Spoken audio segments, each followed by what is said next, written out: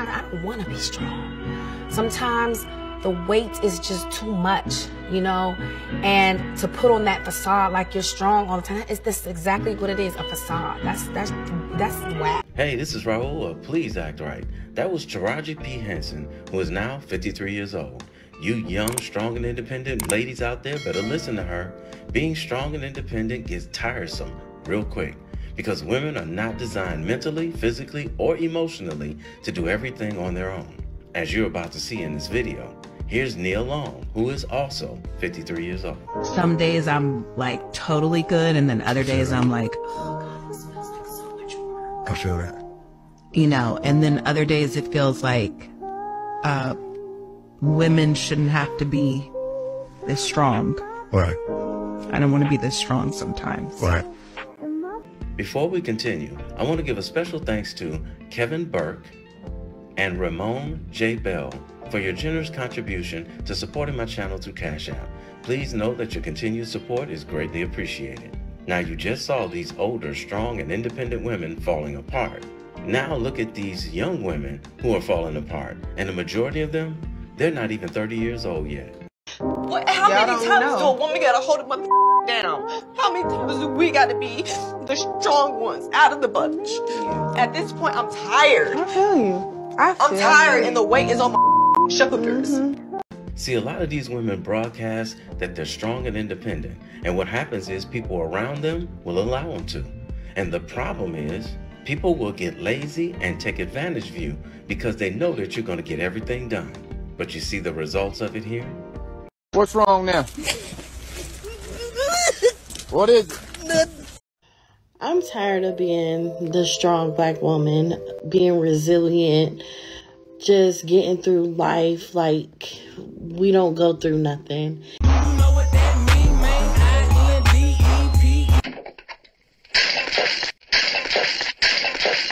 INDEP. And the amount of tears that you cry, the amount of you being strong. Hey, Lord, you know I'm tired. No one checking on you. Nobody asking you, how are you doing? No one asking you, how's your mental health? Well, welcome to a man's world where nobody cares. Exhibit A. June is Men's Mental Health Awareness Month, and all I'm seeing is Pride Month. That's it right there. Men will never get recognized and thought of unless we're cheating or doing something else. When was the last time y'all checked up on a male's mental health?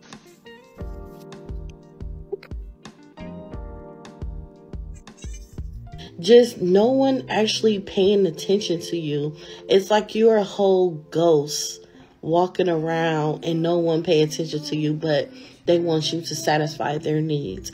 Now, why does that scenario sound so familiar? Oh, that's right. It's called being a man, being a provider. When you get to pay all the bills and take care of everybody else in the household, and nobody gives a damn about how you feel.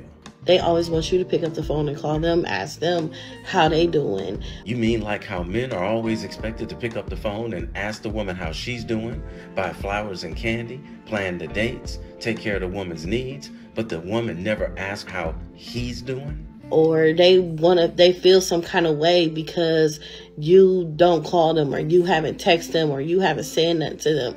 Have you ever dated a woman who expects you, the man, to do all the texting and calling? Don't call her for a day or two and watch and see if she gets upset and bent out of shape with you, but she won't even pick up the phone to check to see if you're okay for the reason that you haven't texted or called her. If you got a woman like that, that's not wifey material. You might want to let her go. Okay, light bulb. Maybe I'm going through something. Maybe you should ask me, what am I going through? Young lady, have you ever asked a man who is a provider what he's going through? I'm pretty sure you haven't. Once again, welcome to a man's world where nobody cares. Miss Strong and Independent. I am so tired of being a strong, independent woman girl boss. I want to pretend like I don't know how to put air in my tires. You're going to be rolling around on flat tires. Pretend like I don't know that there's no such thing as premium air. Then I'll sell you some magic beans. And I never want to touch another doorknob. Oh, you going to touch the doorknob because when we try to hold the door open for you, this is the crap y'all do.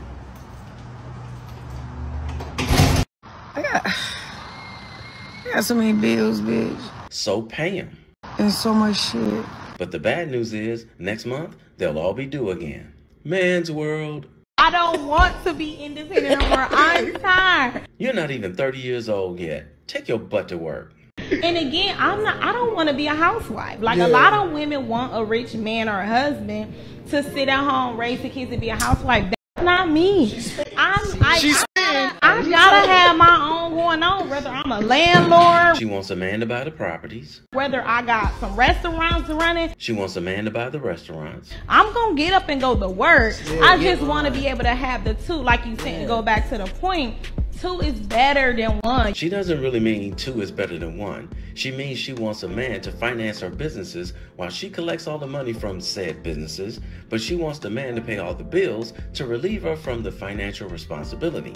And guess what she's going to do with all the money that she makes from those businesses? She's going to do everything that benefits her and nothing that benefits the same man that put up his money to start all her businesses. This is why I always tell you guys, listen to these women when they talk and stop looking at their looks.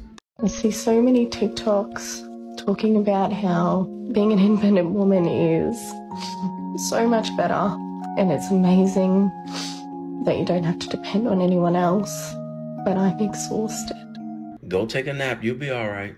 I own my own house. I can pay my own bills. I work full-time 5 days a week. Congratulations, you're a functioning adult. I'm a full-time single mum. You let him hit it raw. You didn't have second thoughts. Now you're a single mom. And I think it's just exhausting because of how lonely it can be. Just hang out with other strong and independent single moms, then all of you all can be lonely together. Remember, you don't need a man. So I go out, I go clubbing, just to be surrounded by people for my one night a week that I don't have my baby boy. Okay, so you're out clubbing, all right? Don't mess around and get pregnant again. I'm lonely, and it's sad. Now just think about all the good guys out there that y'all call lame and you won't date. Now you're feeling their pain. Because all I do is cook. I clean. You cook and clean? I thought that was slavery work. I take care of my son, and I work. That's what you're supposed to do. And I hate this system. You hate the system? Well, imagine being a man, having to do everything that you're doing, or should I say complaining about, only to have a woman divorce you and take half of all of it. And I hate the dating scene. Just date one of the guys in your friend zone that's been trying to get with you for years. If you've been single, you know what the dating scene looks like. Yep, it has become non-existent. In 2023, it's non-existent. I just said that. It's a bunch of just people in hookup culture, and as much as I've tried to do that, it's... Wait, did she just say, as much as I've tried to do hookup culture? Play that again.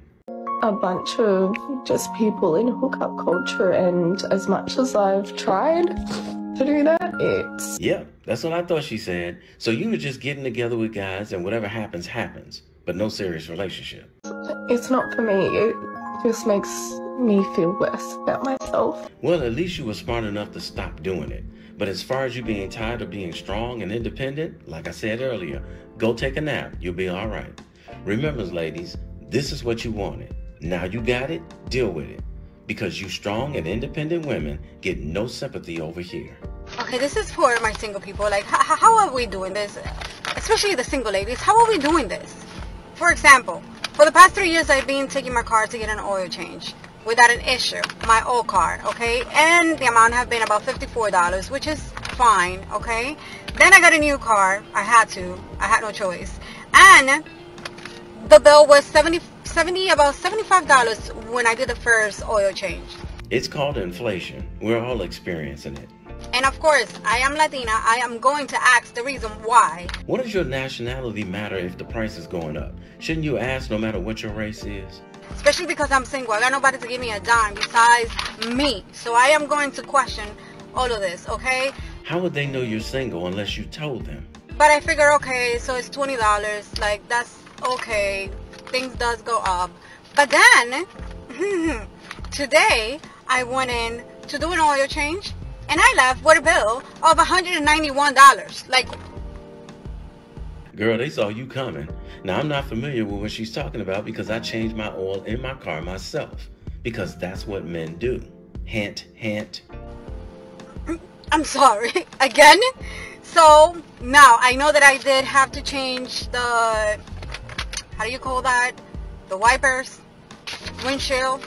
I have to change it. And it's about the same price because I have done it before in my old car. So it's about the same price. It's about $40-something. So I changed it, right? So that means that the oil cost me $140-something.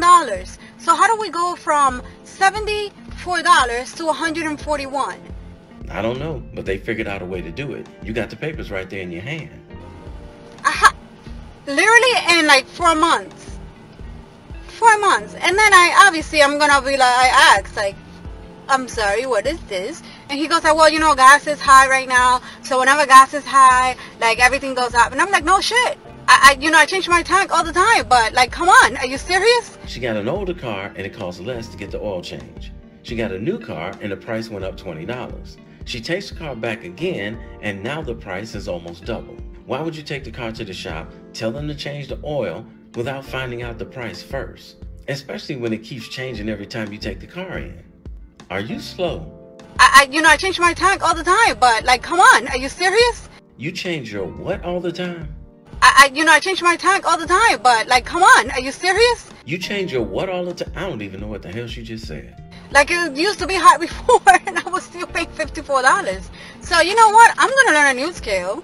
And what skill is that? That's gonna be my goal for the next time I have to change the oil. I know I gotta pump out the oil that is there. Well, you're starting out wrong because you don't pump oil out. You drain oil from a car. And then I gotta put the new one. But I will learn because I am not paying $140 to get something that I used to get for $70. And please record yourself when you're doing it because we all want to see. Like, how are we doing this, girls? Like, how? Like, seriously. Well, that's easy to answer. Swipe your credit card, which charges it to your account, and then go to work, make some money, and pay the card off. That's how you do it. At least that's how you have to do it when you don't have cash up front. But since you just got your oil changed, now you have plenty of time to learn how to do it on your own. And like I said, make sure you film yourself doing it because we'd all love to watch. Just like watching this woman right here. In case you guys are a little confused about what you're looking at, this is a woman who's changing the oil, which appears to be on a truck. She's laying down on the garage floor and she's draining oil from the vehicle while holding the pan on her chest. Watch what happens. How not to change your oil.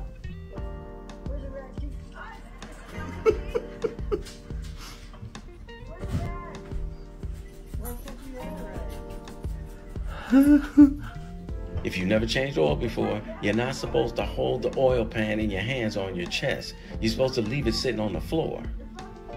Oh my God. It went right in her mouth. Oh wow, it's running all over the floor. She's about to find out how difficult it can be to get oil stain out of concrete. Wow. Bet she never changes oil again.